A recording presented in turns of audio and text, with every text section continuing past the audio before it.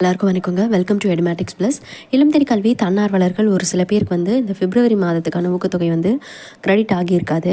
ஆனால் எல்லா தன்னார்வலர்களுக்குமே ஊக்கத்தொகை வந்து நம்ம அக்கௌண்ட்டுக்கு வர மாதிரி பேங்க்கில் வந்து ரிலீஸ் பண்ணியாச்சு. அப்படி இருந்தும் வந்து உங்கள் அக்கௌண்ட்டுக்கு வரல அப்படின்னா ஒரு 2-3 டேஸில் என்ன ஆகும் அப்படின்னா அந்த அமௌண்ட் வந்து இப்போது ஐடிகே ஆஃபீஸ்லேருந்து ஃபார்வர்ட் பண்ண அமௌண்ட்டு அவங்களுடைய அக்கௌண்ட்டுக்கே ரிட்டன் போகும்.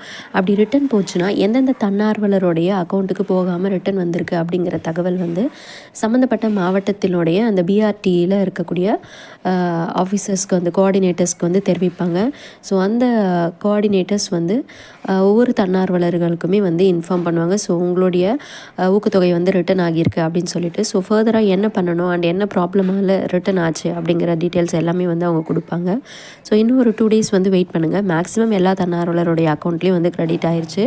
கிரெடிட் ஆகாதவங்க மட்டும் வெயிட் பண்ணி பாருங்கள், உங்களுக்கு கால் வருதா அப்படின்னு சொல்லிட்டு பாருங்கள். அப்படி கால் வரல அப்படின்னா நீங்களே பிஆர்டியை போயிட்டு காண்டாக்ட் பண்ணலாம். பட் ஒரு 2-3 டேஸ் வந்து வெயிட் பண்ணணும்னு சொல்லியிருக்காங்க.